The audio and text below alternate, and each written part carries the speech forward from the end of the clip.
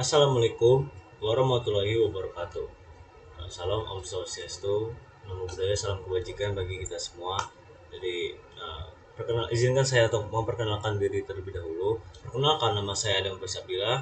Saya dari Teknologi Rekayasa Otomasi angkatan 2024 dengan 3 digit yang terakhir 100 dari TERO, dari jurusan Teknologi Rekayasa Otomasi, dari Praktikum D dan juga Universitas Diponegoro. Jadi di kesempatan video kali ini saya ingin menjelaskan dan juga mempresentasikan mengenai materi yang sudah saya dapatkan dari praktikum sistem embedded, di mana di video kali ini saya ingin menjelaskan tentang materi lanjutan dari video sebelumnya, yang dimana kita sudah membahas tentang FreeRTOS dari Q dan juga Semaphore, dimana sekarang ini kita fokusnya itu untuk ke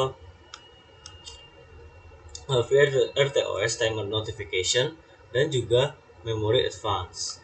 Nah, memory advance.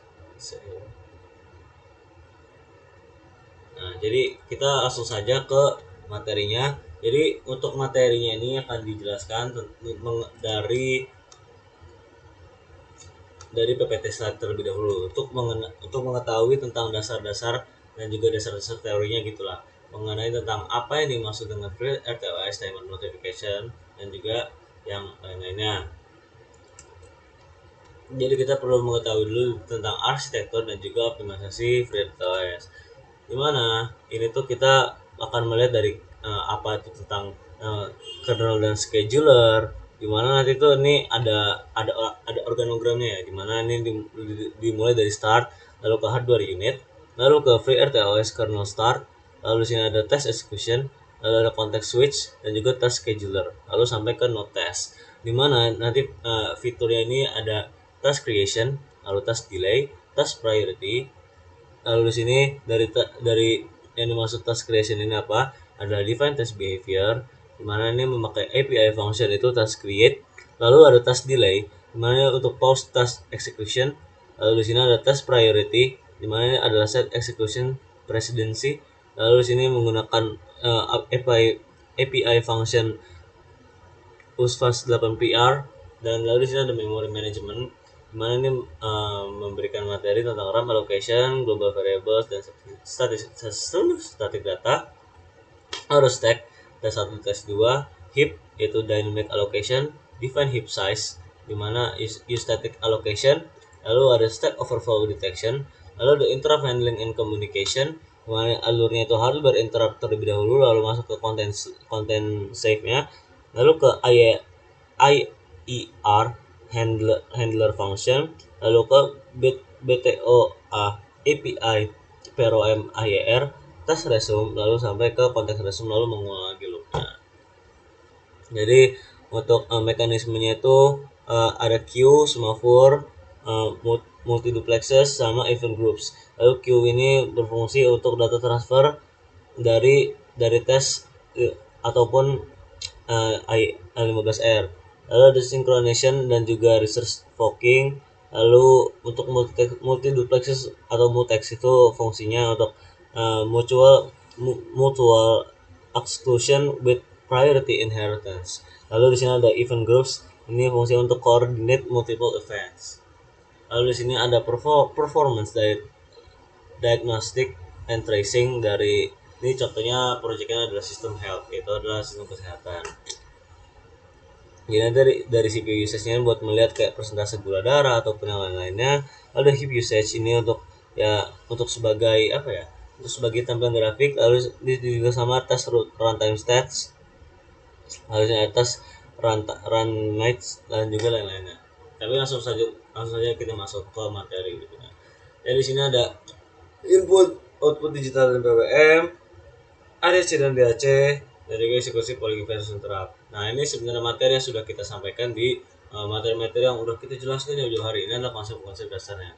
Tapi ini kalau disimpulkan lagi ya, kalau input output data dan digital PWM itu tuh untuk mengendalikan logika 1-0 secara absolut atau analog semu via duty cycle. Lalu untuk ke ADC dan juga DAC, ini adalah jembatan ke dunia nyata, membaca sensor analog menjadi data digital atau sebaliknya. Polling membebani CPU secara terus-menerus. Interrupt menghentikan proses hanya saat ada pemicu eksternal krusial untuk efisiensi sistem RTOS. Nah, di sini ada matriks protokol komunikasinya, ada 3 ya di sini, ada UART, I2C dan juga SPI. Dimana nih untuk kalau masing-masingnya itu kalau UART itu asinkronus, I2C itu asinkronus, sama juga dengan SPI. Untuk UART ini 2 kabel, trigger dan juga receiver. Kalau di I2C itu 2 kabel, SD dan juga SCL. Kalau misalkan di SPI itu 4 kabel, MOSI, MISO, SCK dan juga CS. Lalu untuk ke UART ini point to point atau perangkat. Kalau misalkan di iTunes itu multi perangkat, sama juga dengan SPI. Lalu di sini tidak butuh sinyal clock untuk UART dan juga kecepatan menengah. Begitu juga dengan di iTunes kecepatan menengah, dan juga nih yang paling bagus itu adalah di SPI, di mana kecepatan sangat tinggi, itu ada full duplex. Nah, paradigma alokasi memori RTOS. Untuk di sini ada 2, statis dan juga dinamis. Ini diaktifkan melalui config support static allocation. Lalu kalau misalkan dinamis itu untuk config support dynamic allocation. Nah, untuk deterministik 100%, ukuran RAM fix 0, risiko fragmentasi. Dan juga kurang fleksibel dan juga lebih sulit dioptimasi secara dinamis. Kalau misalkan di dinamis itu menggunakan API VV port malloc dan juga dan V port free. Footprint RAM optimal menggunakan API lebih sederhana, memiliki resiko fragmentasi seiring berjalannya waktu. Heap situational dan juga heap deprecated, dimana nih heap satu itu hanya alokasi, tidak ada fungsi free. Saat deterministik cocok untuk sistem kritis yang melarang alokasi dinamis berkelanjutan. Lalu kedua sini ada depreciated, algoritma base fit memiliki fungsi free namun sangat rentan terhadap fragmentasi, tidak disarankan untuk sistem baru. Lalu ada situational, thread safe wrapper untuk standar malloc sangat bergantung pada konfigurasi file linker bawaan compiler. Lalu ada rekomendasi utama, itu ada heap 4 lah. 4 itu algoritma first fit dengan coalescence menggabungkan blok kosong. Solusinya default terbaik untuk mencegah fragmentasi. Itu ada heap 5, yaitu paling advance-nya. Memiliki fitur anti fragmentasi heap 4 ditambah kemampuan menyatukan multiple memory regions yang terpisah secara fisik. Lalu di sini ada anatomi heap 4 dan juga solusi fragmentasi. Dimana ini adalah alokasi awal heap terbagi dalam blok-blok terpakai dan kosong. Lalu di sini ada masalah fragmentasi tanpa manajemen yang baik, RAM akan berubah. Sistem mungkin memiliki sisa total memori yang cukup tapi gagal mengalokasikan karena tidak ada ruang yang menyambung. Lalu solusi heap 4, first fit dan juga coalescence secara aktif memindai blok-blok memori yang berdekatan saat dihapus, lalu menjahitnya menjadi satu blok kosong yang besar, menjamin ketersediaan memori kontinu. Lalu di sini ada heap kelima, menggabungkan region memori terpisah. Kasus penggunaannya di sini, kalau misalnya kalian lihat ini dengan VPort Define Heap Regions. Kasus penggunaannya di sini itu microcontroller, kayak contohnya seperti ARM Cortex M sering memiliki memory controllers ganda yang memisahkan SDM secara fisik. Array memori biasa tidak bisa melintasi batas ini. Lalu ada implementasi, menggunakan struktur heap region underscore T untuk mendaftarkan alamat awal dan ukuran setiap segmen agar dapat digabungkan. Lalu ada aturan mask, API vport define heap regions ini mutlak harus dipanggil sebelum objek atau siapapun. SQWW dibuat. Lalu di sini ada ancaman siluman stack overflow, di mana stack pointer ini adalah ada juga ada batas stacknya melalui ke data test lain dan juga melalui heap metadata. Jadi sifat ancaman ini dalam RTOS, setiap tes memiliki ukuran stack yang tetap, tapi di batas ini kalau misalkan melalui batas itu data akan menimpa memori di sebelahnya secara diam-diam tanpa peringatan awal. Dan gejalanya sebentar seperti apa? Sistem berjalan normal awalnya, tapi tiba-tiba terjadi hard fault, crash acak, dan juga korupsi data yang lokasinya itu tidak masuk akal. Lalu ada penyebab utamanya itu paling utama pasti karena function cost yang terlalu dalam, alokasi array lokal yang masif, dan juga penggunaan fungsi rakus memori seperti printf yang banyak. Lalu ada segitiga pertahanan stack overflow gitu. Pertama ada MPO. Keempat itu ada paling pertama itu deh ada deteksi pointer. Ini untuk mengecek batas stack pointer pada saat context switch. Sangat cepat tapi bisa kecolongan kalau misalkan overflow. Biasanya itu terjadinya di antara switchnya. Lalu ada canary pattern di mana menggunakan API UX test get stack high watermark untuk memantau sisa memori minimum historis guna mengatur margin aman 25-50%. Lalu sini ada ada high watermark di mana nanti bakal mengisi seluruh stack dengan byte 0xa5, mengecek 16 byte terakhir. Jika pola 0xa5 rusak, alarm menyala. Ini adalah standar wajib untuk fase development. Lalu paling atas itu ada memory protection unit. Ini adalah kalau di dalam Indonesianya adalah perlindungan hardware mutlak. Lalu sini memutus akses ilegal secara instan, hard fault, menjamin data di sebelahnya tidak hancur. Lalu ada mekanisme sinkronasi, itu queue dan juga semafor. Fungsi dari queue ini itu mentransfer data keluar secara aman antar tes atau dari interrupt. Lalu karakteristiknya ini bertindak sebagai buffer FIFO, menyebabkan penyalinan data yang sesungguhnya. Lalu semafor ini fungsinya untuk mengirimkan sinyal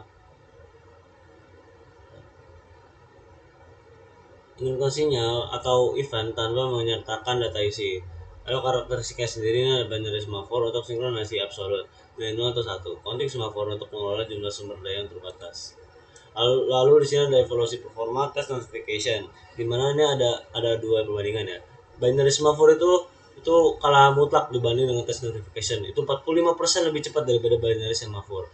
Dan di sini tuh kenapa bisa bilang gitu? Karena di sini membangun tes menggunakan direct test notification terbukti hingga 45% lebih cepat dan menggunakan memori RAM yang jauh lebih sedikit dibandingkan binary semafor.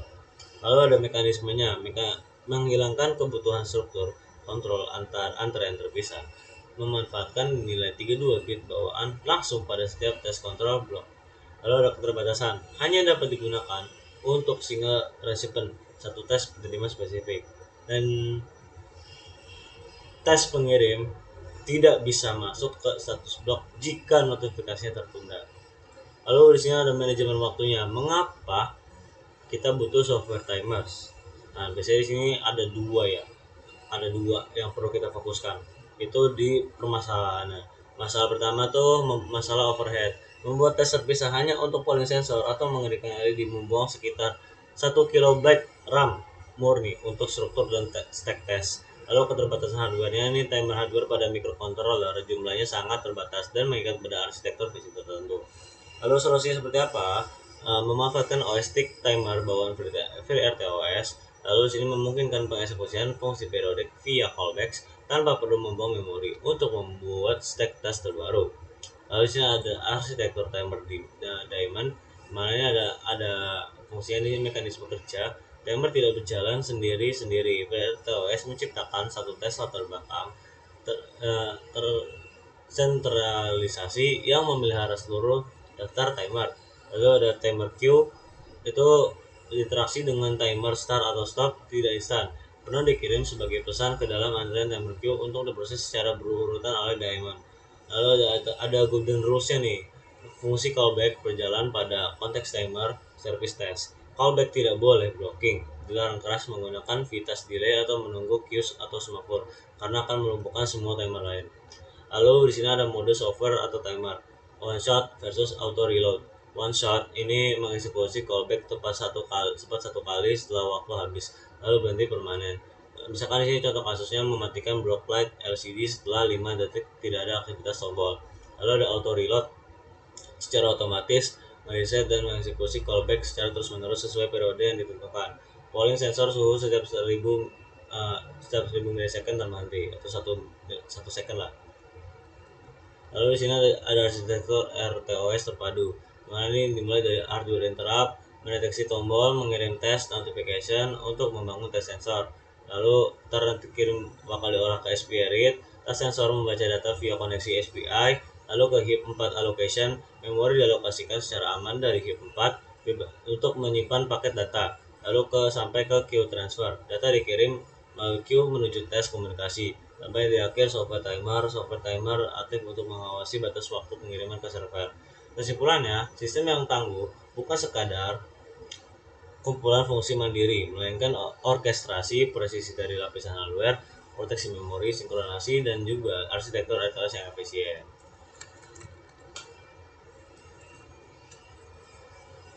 Itu untuk dari materinya.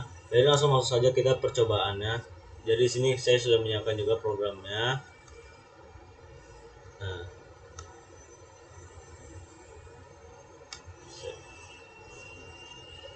ini saya buka saja dari new open folder open folder.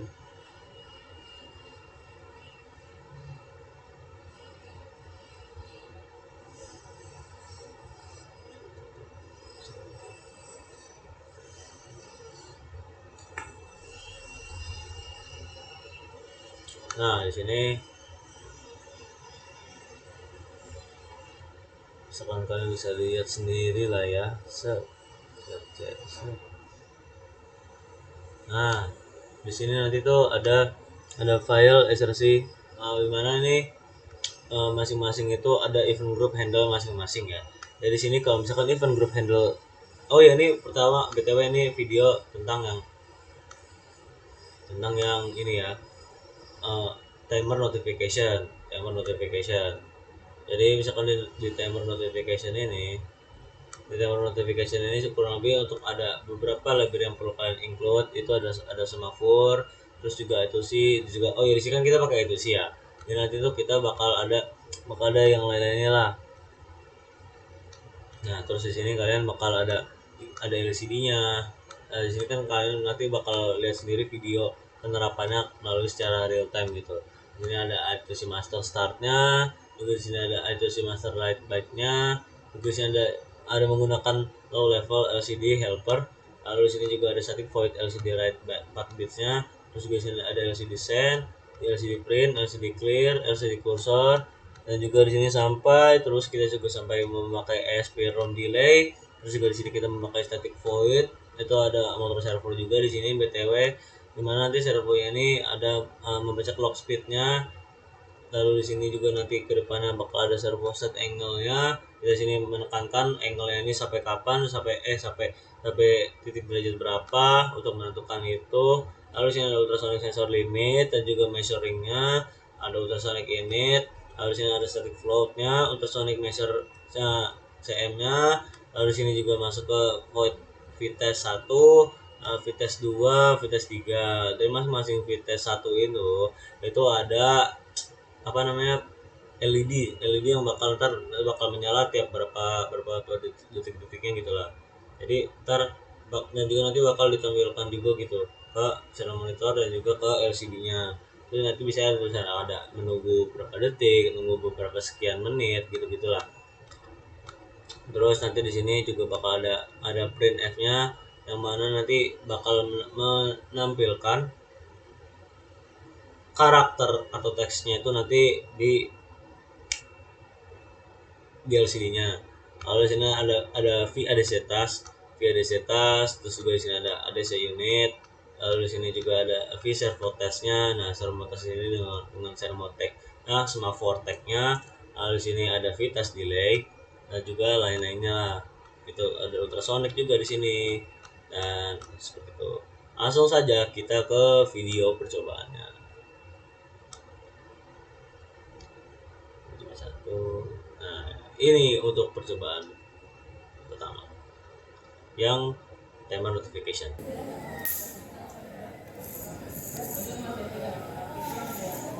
Nah, kalau kita gerakin ADC-nya potensiometernya, maka servonya juga akan gerak gitu sesuai dengan sudut-sudut yang kita tentukan gitu.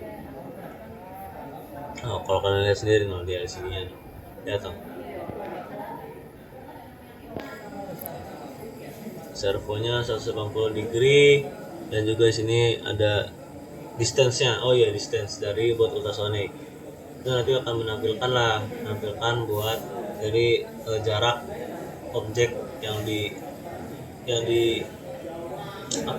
dideteksi sama ultrasonic. Nah, itu untuk yang itu tuh untuk melihatkan servo degree-nya sama mana gitu. Ya nanti ini bakal bergantian gitulah. Kalau misalkan ada objek yang terdeteksi itu nanti bakal menampilkan karakter yang ada buat ultrasonic. Nah, misalnya di sini menunggu beberapa detik, menunggu event. Nah, seperti itu ya. Itu untuk percobaan yang timer dan juga notification. Lalu masuk lagi kita ke bagian bagian lagi ke yang kedua gitu ya. Langsung aja kita bagian kedua.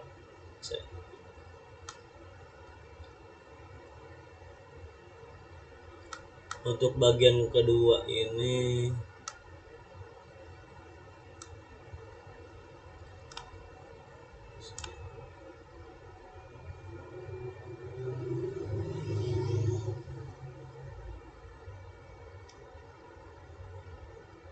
open folder cuma dua. Nah, misalkan di depan kedua ini ya.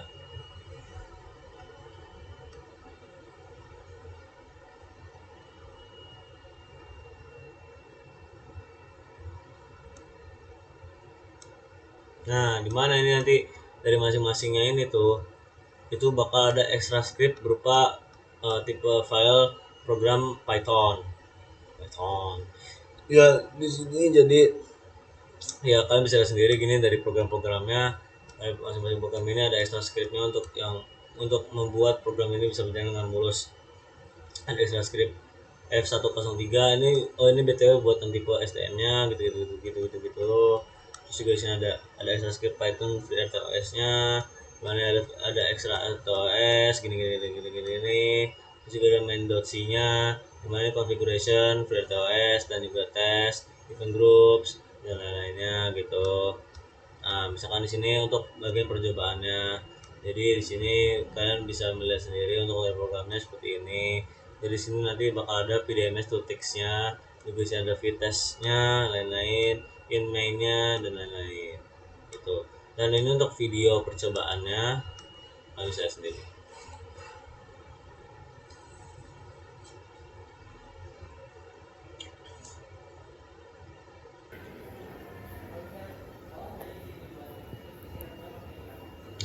Ini kalau STM. Nah, laptop kita pakai LED, pakai OLED. Terus untuk pakai sensor suhu.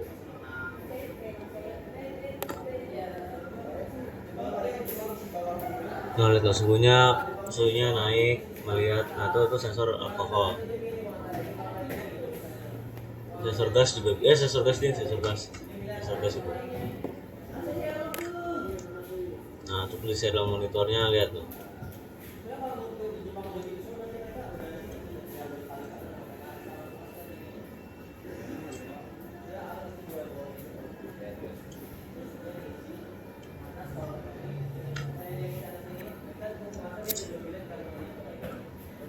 Kalau misalkan suhu sensornya melihat adanya perubahan suhu yang signifikan, maka akan ditampilkan suhunya naik itu di OLED-nya. Seperti itu. Ya, cukup sekian penjelasan dari saya. Misalkan dalam penyampaian saya ini ada kurangnya, mohon maaf. Wassalamualaikum warahmatullahi wabarakatuh.